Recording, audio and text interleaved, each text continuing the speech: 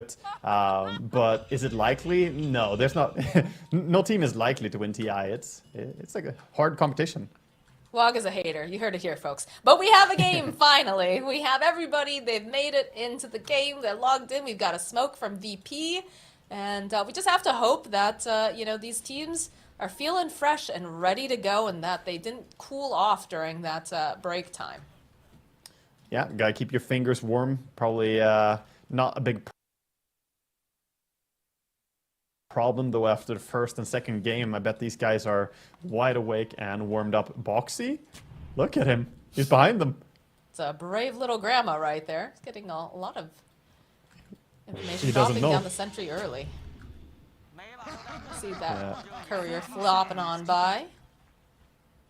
That's funny. Drops the ward and realizes, oh, I was in danger. But look at how he walks out, carefully hugging the tree line on the walkout, because he knows the ward vision of that high ground ward, if they placed it, would have seen him if he went lower. So he stays undetected as he moves out there.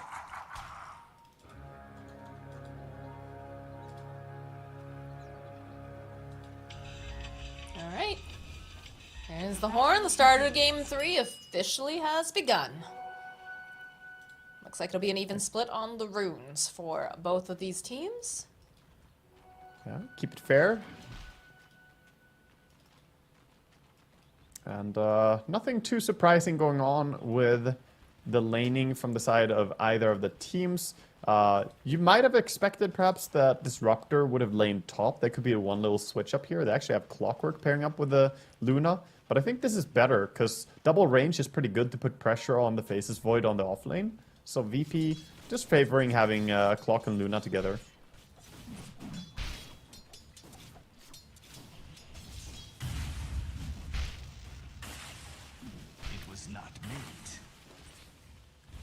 Just taking a look at each of these lanes here, trying to figure out which one is most likely going to be the most brawly out of all of them. Yeah, quite likely we're going to see a lot of fighting on top lane. Bottom lane as well, though. Continuous harassment is probably going to be the name of the game here from VP. Matumba just going to try and get away with farming, but top lane probably going to be the most contested from both sides. I will say they're doing a pretty good job of harassing in this top lane. See that scatter blast coming out. Boxy, though, needs to be a bit careful. They do hit decently hard. How is the harassment in this bottom lane? I feel like this could be very difficult, especially for Insane if he's not careful, right? Because you've got, this Visage who's going to be able to nuke eventually. You've got the Thunder Strike coming out from Hakoda. So it's not the easiest. Not the easiest. He has his job cut out for him here that he has to protect Matumba Man. But on the other hand, I think once they have time dilation, they're probably quite strong here in this lane. Do you see that nuke, though? Like we said, the harassment over onto Insania.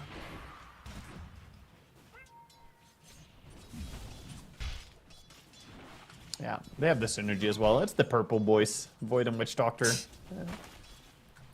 They have matching t-shirts. I was thinking that perhaps we'd see, rotations coming out for these water runes. I feel like rune contestation is going to be very, very important, especially just for both of these heroes, right? Although it looks like you so close.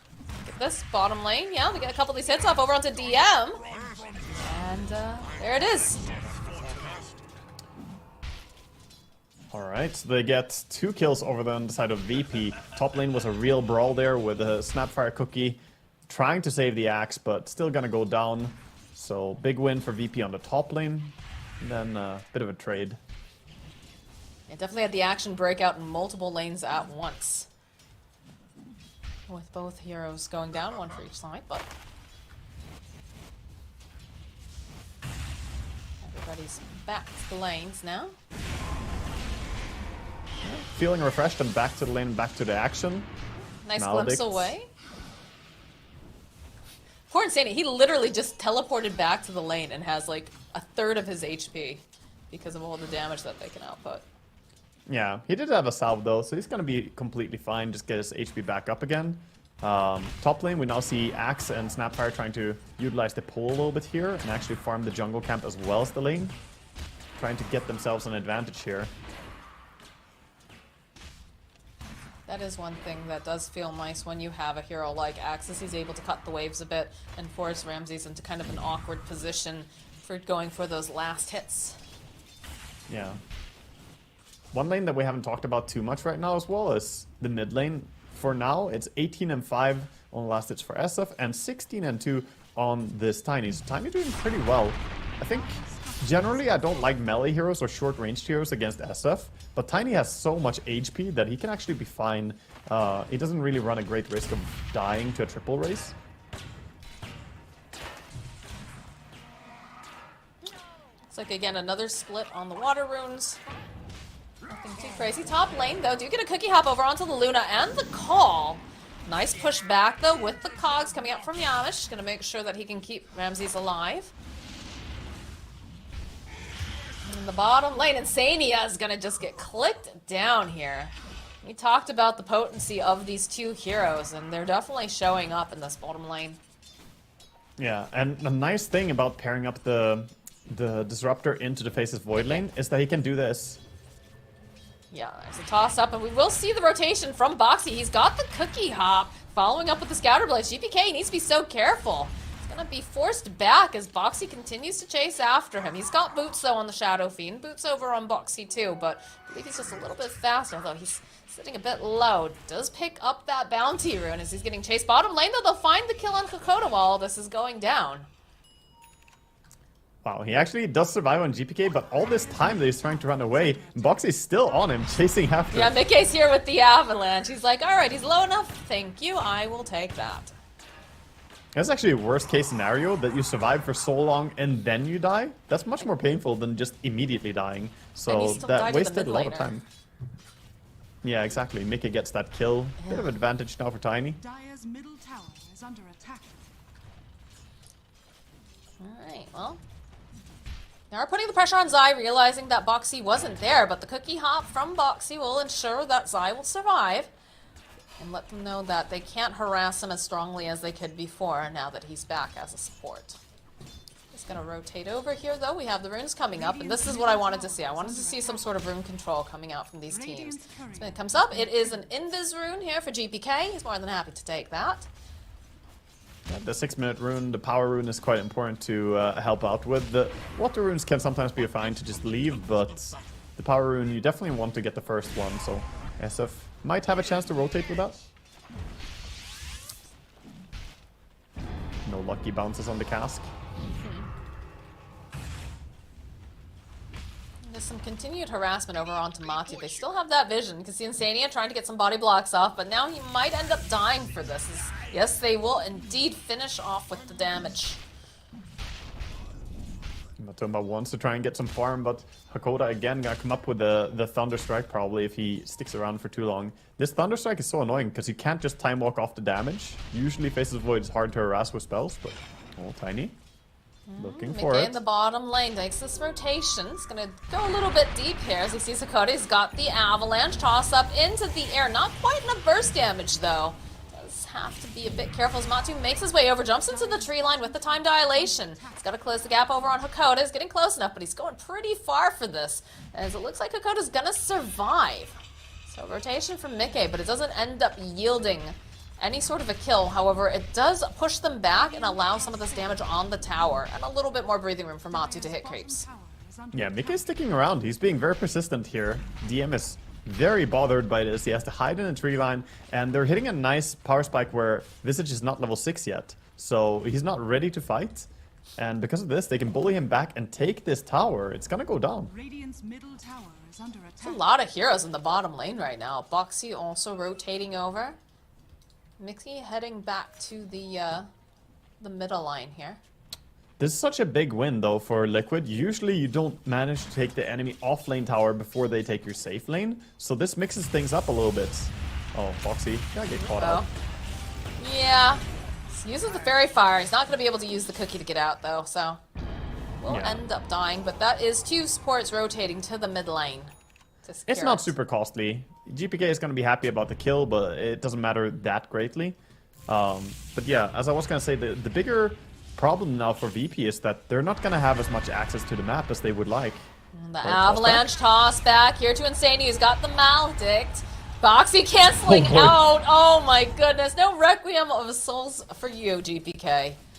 I could just see that backfiring, just Snapfire jumping in and the SF gets the ulti out and he just blows him up in the air. I think you've had too many missed cookie hops, Maga, if that's where your brain goes first. That's probably Monty, true. though, throws out the Chronosphere. He can't hit Hakoda, though. He's gonna have to run back and get away from these birds that are causing a big problem, but they're baiting a little bit as Boxy. They both go drop the wards, try to get a couple of these bounces off. We'll land over onto Matu. Matu gonna walk right into Yamcha, into the cogs. He's going to fall. And the follow-up here from Liquid will ensure that they get the kill on DM, but now they're a little bit too far out of position, it feels. GPK, Yamcha, both here. Hakoda running around in circles. They'll end up finishing off Insania. Boxy doesn't have that cookie, not going to be able to run away. As on the back line, Mickey trying to close the gap. Coda getting tapped done over by Boxy, but they'll get off the Requiem of Souls this time around, and they'll end up getting the kill on Mickey. Boxy just going to be able to go and get the D-ward, but he's going to end up dying for this for sure. Okay, Liquid's positioning was way too deep there. That was not the place to be. The Clockwork can just TP in behind and get the kill. GPK getting a triple on the back of this. All this was enabled, by the way, by a nice little play by Disruptor at the start of that fight. Matumbo was trying to get the Chrono and immediate kill on Disruptor, but he got the kinetic field down. Like he said, he couldn't reach him in that Chrono, right? And everything happened on the back of that. They just overcommitted on Liquid. It felt kind of weird the way they were sending in people one by one at that point, but again, perhaps they thought that they could recover and make these plays, but a good response coming out from Virtus.pro. And now they're smoked up, making their way top. They want to cause some problems for Zai, and in fact, this is looking like a very dead axe. So GPK now dominating. Oh, but the follow-up with the Avalanche and the Snapfire kisses. Oh my god. So much damage. Not going to be able to quite finish off GPK here. Oh, he's running his wind lace. Close. He's doing everything. Mickey, though, closing the gap. Avatos, plus that little bit from the Scatter Blast will ensure they get the kill.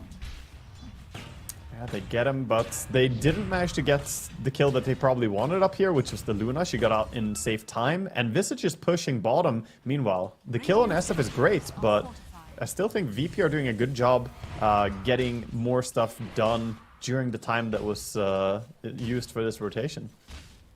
It's going to send the birds back to finish off the tower. And DM's just going to teleport away. He's done his job here in the bottom lane. Yeah, Ramses is just tucking away to full farm mode. He's going for the greedy 1-3-4 skill build here.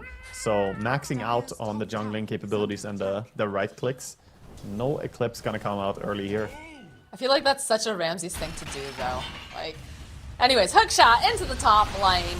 We'll go and hold Mickey into place. A good avalanche, though. We'll slow them down. A little bit of that Maledict over on Hakoda. Throwing out the kinetic field. Just trying to support these two heroes. Get the Tumbler's Toy forward. Want to finish off Mickey. They're going to have to chase a little bit more. They can't quite close it out. There it is. They follow up, but here comes Matu. Nice Static Storm being thrown out by Hakoda. They're not going to be able to go and get that Chronosphere off immediately like they might have wanted. And Matu taking a lot of damage. Does manage to go get GPK in the Chrono, but he gets glimpsed back. A nice play coming out from Disruptors. Now Boxy going to end up falling to Yamcha, and then Insania will die to GPK. Coda not going to have the glimpse up for a little bit longer. Will be able to get himself a courier snipe, though, on the way out. Hakoda is just the nightmare of Matumba Man here. He's not allowed to do what he wants. He puts down a Chrono and he's never allowed to hit. And it's always Hakoda's fault. He glimpses him out of the Chronosphere, just like he kinetic fielded him earlier, preventing any damage output. That positioning is actually just so good coming out from him. Like you said, you know, the kinetic field earlier. He's had a couple glimpses in several of the games now that have just totally thrown Matu off. Honestly, whenever he sees this Disruptor, it feels like Matu is going to have to just push that BKB well in advance, because half the time this little guy is going to have the Aghanim Scepter, or he's just going to have something that's going to cause Matu to not be able to get the objectives that he wants. Yamich just hiding, but he's not allowing Matumba Man to farm here. He's being so confident on Clockwork. What? He's just diving in? Yeah, I don't know. This is a little weird considering he's right by a tower, so they should be able to, yeah, get a kill on Yamish. Okay, that was a bit weird. I was gonna say that it's really nice he's not allowing the Faceless Void to farm, but then he decides to just run under the tower. I'm not sure what was going on there. Meanwhile, though, the Luna cleared up a quadruple stack on the Ancients, so she's getting absolutely huge during this time. Ooh, we're gonna... Radiant are scanning. Okay, alright. I was getting trolled briefly. There was an Agnums, I think, queued up over on this Luna. I was like, whoa, Ion Cannon Luna. That's a choice. Is under attack. We might see Aghanims later on for sure, especially with new shard, how that works. We're probably not going to see an early shard, but we might see it purchased later. It can actually be very, very strong, but it's not as good of a value shard as the old one was, where you just buy it early, and it's good for farming, good for fighting, good for everything. This one is only good for fighting. Of course, As it is you the one said. where you get damage per beam hitting the enemy heroes. And as you said, Ramsey's going for the greedier build here. Definitely one of those players that likes to hit his creeps. So, makes sense that he ends up turning back around and is just going to go finish up the BKB, which is pretty important when you consider all this lockdown coming out from the side of Liquid. Yeah, certainly. I would like to see Liquid make more moves with the Snapfire ulti and the Axe now. They have the Blink and the Vanguard. I feel like Axe can blink in and they can follow up with more and more kisses. They need to keep looking for kills because I think VP are pulling ahead, and I think VP have the stronger late game here too. Alright, well they are playing together here over on the side of Liquid. You see Zion, Boxy paired up, and they're making their moves Oh no, over the towards illusion. the... Oh, Oh no, oh no, no, don't. Okay, it's nighttime actually saves. They don't see it because of the nighttime, but I oh, mean, they're maybe sending now. it over. Okay, it's not. Yeah, it's No, pretty they're obvious. it's just sitting there, yep.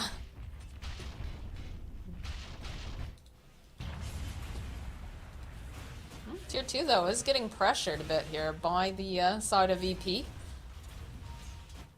So, I'm curious to see if they're going to make any sort of rotation to defend it, or if they're just going to, yeah, throw down a flare. But I like how Ramses is not even joining for that. He's like, yeah, you guys pushed it tier 2. I'm just gonna hit jungle. I'm gonna keep farming. They trade their mid-tier 1 tower for it, but that gives them full access to the Radiant jungle now. And Liquid's map is starting to get a little bit smaller.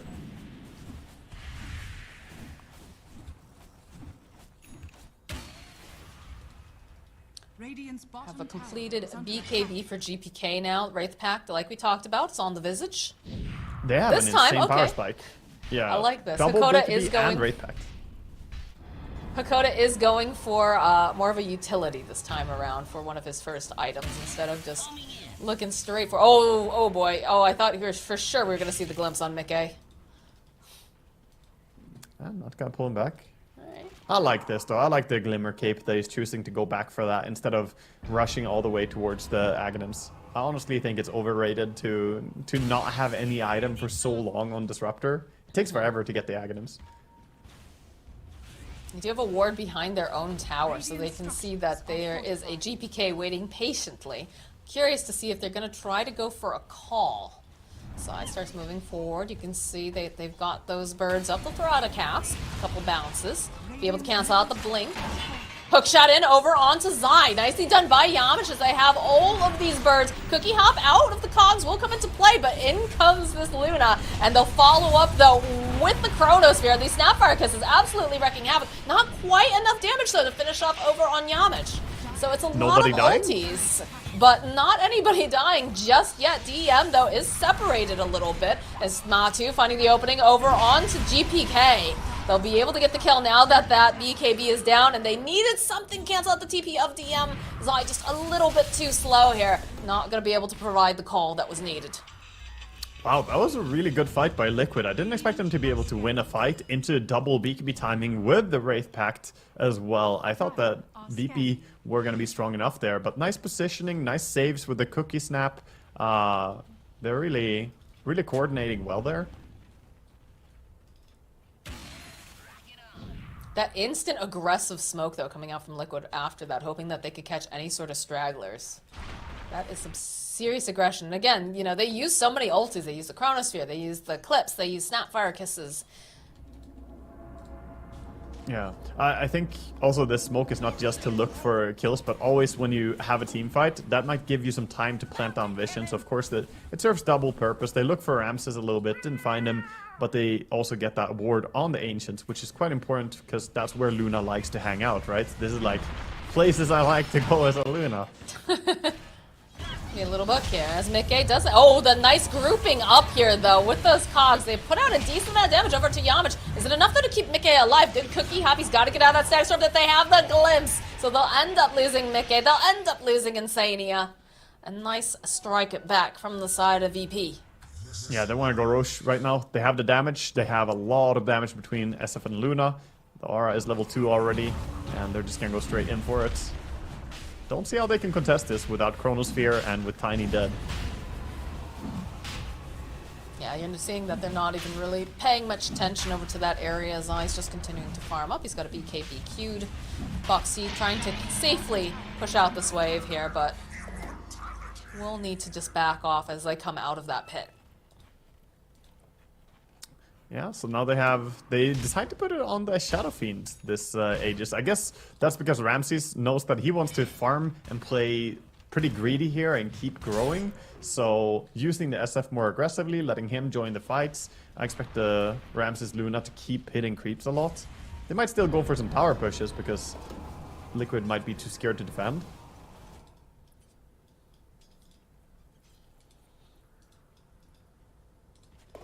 And they are moving for tier 1 top. Meanwhile, Zai is waiting for anyone to show on the bottom creep wave. But Yamich is also just sitting around. It's sort of a stare down here. Yeah, he's just playing it safe, using the rocket flare to push out the wave. And they're able to take the tier 1 while all this is going down. VP feeling very confident now that they have this Aegis. Put pressure on the tier 2. Yeah, they're in a great spot right now. They have everything, like I mentioned. The key timing was already there. Now with the Aegis as well. It's just gonna be very difficult for VP or for Liquid to fight VP until they have the BKB on Faceless Void. I don't see how he can move in these fights. I think he will move wherever this disruptor decides to put them half the time. But Boxy this time gets the little free trip back to where he started. Yeah, you're right about that. He already got glimpsed out of the Chronosphere. At times they definitely didn't want to, so Matumba, he wants that BKB. It's high up on his wish list. Just not sure that Virtus.pro is going to give them the amount of time that they're going to need to really get it online and running. And Feeling now very with a full powerful. pipe. Yeah, DM has a lot of damage mitigation now with the pipe as well completed. Oh, wow. So even Snapfire Kisses will struggle a bit.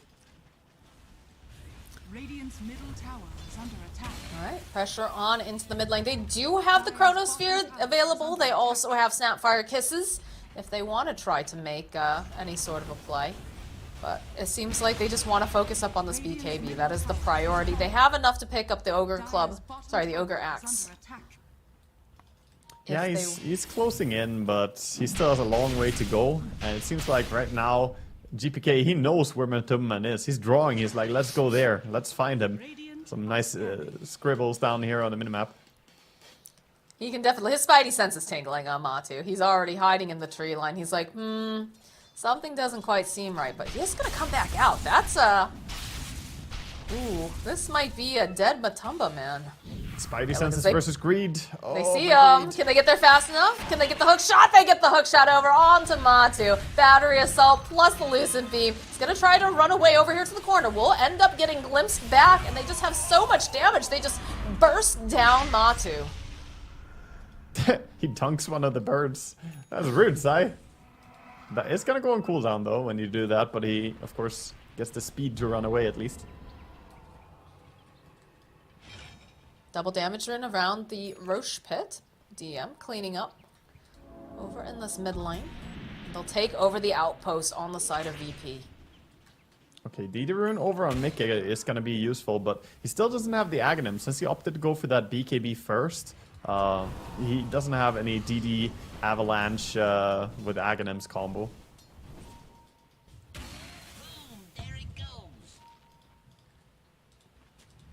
All the pings coming out. They had seen Zai. They were hoping they could get their hands on him, but not going to be the case today, as it is just so very little map space for the side of Liquid. And see, Insania is just kind of Trying to get whatever he can up here in this top lane. Yeah, VP are saying they're not going to use this Aegis to push high ground. They only have 1 minute, so they had to make the decision there. If they want to break high ground with Aegis, they had to go already. So they're just backing, going to keep farming. I think next Roshan is their intention, that they're going to break high ground with that one. And Liquid right now, all their players are in their base. They're going to smoke to try and go out and do something, but the lanes are not fantastic right now. There's a creep wave coming in mid, and if no core is farming it, that is going to signal VP that something is up. So Matumba farms it. That means the smoke gang is not really happening anymore. They're still holding on to a double damage on Mickey, so perhaps they're hoping that they'll find some sort of a straggler, but it definitely doesn't feel like Virtus.pro is going to give them the opportunity to do this at all. We do have the shard, though, now over on Insania. He was hard at work farming that up in the enemy jungle. The only safe place when your enemies have invaded your jungle. Yeah, he has the shard and he has 1700 gold now, so he has, you know, a little bit of money to work with. Question is what he can buy that has big impact here. He's not actually going for something like a Glimmer. I wonder if he's even considering going, like, saving up for the Aghanims, perhaps. It does work with the shard, so it has nice synergy. Don't know. Do you have the BKB, though, finished from Matumba Man? So this time, if he plays his cards right, Hakoda's not going to be able... Oh. Hakoda, what a nice static storm. Matumba Man just going to sit here patiently here. Do get it glimpse back over onto Zai. He's patient. Doesn't go for popping that BKB just yet. Holding on to the Chronosphere on top of everything else. So a little bit of a shock. Imagine if that Disruptor was saving for Aghanims. He'd just be dead right now. But he had Glimmer Cave, because he didn't save for Aghanims. Look at that. Now he's around, he's useful, he can do stuff. I'm a big proponent of active +5 Disruptor, not the Aghanims poverty Disruptor. There was this like campaign on TV a while back that would do like these little factoids, and there'd be a star that goes across the screen that's like, the more you know, and I feel like we just had that with you, Waga. That was the more you know Glimmer Cape moment. The more you know. Glimmer Cape saves lives, you know? I know, I'm a support player. I build it. I save my cores. Not always, though. Sometimes they're just way too far away from me, but I try. Right now it feels like Liquid are trying to at least consolidate some form of control on the map, so they want to go towards top. And GPK is sitting around thinking if he can sneak a kill somehow, but there's a lot of Liquid players around. Dire are scanning. He does have a BKB, though, so... No, it looks like he's just gonna play it safe. I like this move, though. He doesn't need to be making any sort of big flashy plays, so... We'll just teleport out, continue to farm.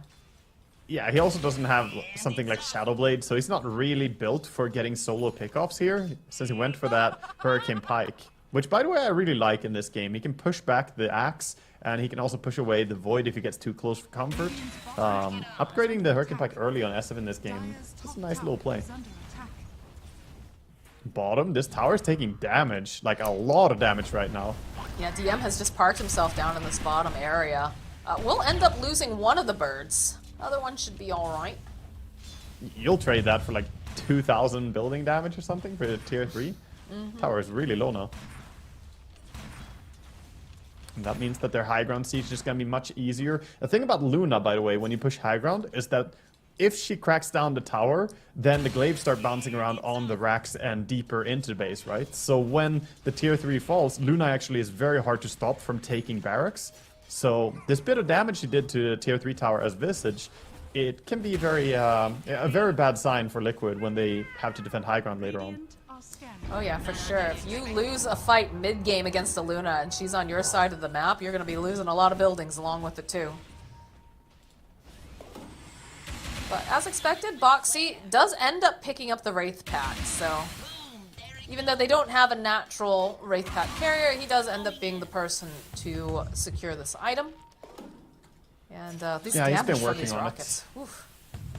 He's been working on it for a long time. The rockets are pretty nice with the Clockwork Aghanims. I still have yet to play it myself, but it seems very convenient. You can just spam out the rockets, get really big area of vision as well for every set of rockets you send out. And you can even push waves with it quite effectively.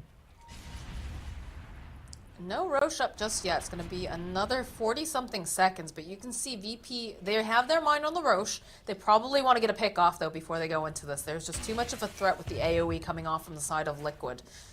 Throw out another rocket. they're They can under see a that ward. size there. That dire ward next to Roshan that they put is really crucial vision. I can see it.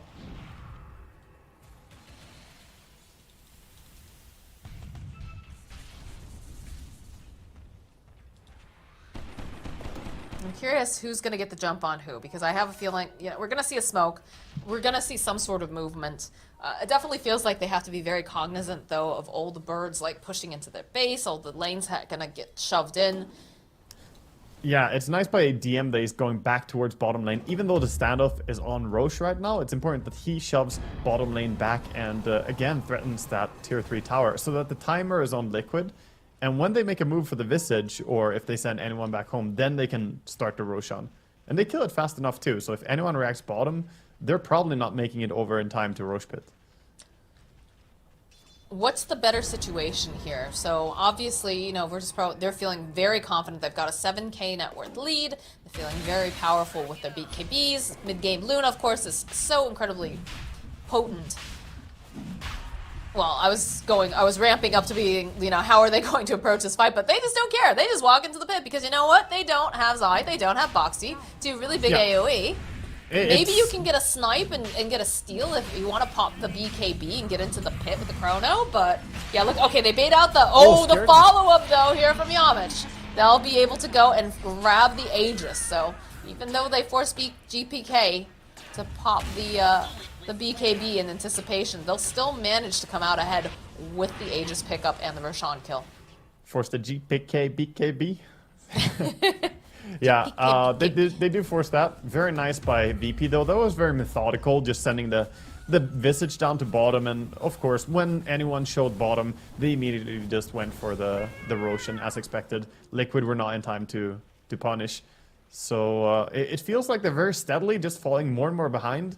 And even though Matumbaman has that Mjolnir, has the BKB, it feels like he's not going to have enough damage to kill the Luna on his own.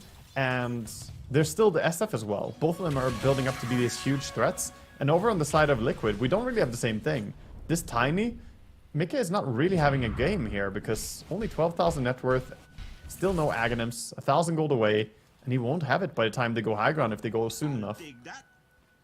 So what's ended up being the issue for Mika here? That he's just had, not necessarily a bad game, but just not a present game. A little bit of the overextensions earlier that they made. They were diving deep under tier 1 tower mid, for instance. Tiny relies on getting kills. Big fight coming up here. Get this site over onto Boxy. BK just sits back. They'll go in and grab some of these birds, but that's not really where you want to be because now Zai is stuck in the trees. Look at this damage coming out. Oh my god, Zai is just absolutely obliterated. In comes the Luna. Ramsey's cleaning up. The buybacks come out immediately. Liquid not happy that they got caught with the pants down here. They're split pushing with Void right now. They're trying to trade some damage. But this Luna, again, if it's a mid-game Luna, you win a fight on the enemy side of the map, you're gonna end up losing lots of buildings. So, Matu is doing the best that he can, but I don't know. I don't think you win this trade. Yeah, he's TPing home now, or he wants to. Oh wait, he doesn't. Oh, he doesn't have TP. What? Oh my god, what? He doesn't have TP? What? He doesn't have TP. Oh my god, this is looking very, very bad for Liquid right now. I can't believe he doesn't have it. What? Right. He's running. Oh, he's definitely coming through from the other side. Perhaps he can catch them, but they are smoked up over onto the back lines. The opening Static Storm. All right, there we go. BKB and Boxy over here will be able to take down the Aegis first time, but they'll clean up over on the Snapfire. And now it's just Matu. He's kind of stuck in an awkward position. We'll go for the Chronosphere, but everything is happening at different points. There's a throw over here onto the Luna, who's kind of stuck in here. But look at the damage coming out. Matu, he's trying. He does get the bash up, but they call GG. They realize that they just cannot stand toe-to-toe. What a way to end this series, Waga. A bit of an awkward end being stuck on the other side of the map there for sure, but it felt like even if they had the best possible fight that they could get, they just didn't really have the continuous damage output to kill both the SF and the Luna and the Visage. They were so far ahead on VP, and they just scaled better into mid and late game. So yeah, I feel VP, they looked very confident throughout the entirety of this game, and they played with zero hints of stress. Ramses never died, and they were just very calm. Even after taking the first Aegis, they didn't go on high ground too early. They just knew the power spike was going to come later. Team Liquid, they didn't really have anything brewing in the same way. So, like I said, I felt like VP's draft was stronger, and they also show it. They played really fantastic. Yeah, I actually have VP as one of my teams that's going to make it out of this last chance qualifier because they did look so strong earlier. Of course, they're playing under the name Outsiders at the time, but they were fairly dominant. And it was a little bit of a shaky start in the group stage. We both talked about that. But at the same time, at the end of the day, it just matters that you get into upper bracket, you stay in upper bracket. So, I think this game really highlights the fact that VP, they deserve to be up here. Liquid, also a fantastic team. Definitely having some trouble, though, I think, with Mickey on some of those heroes. He struggled a bit in this game. I think he struggled a little bit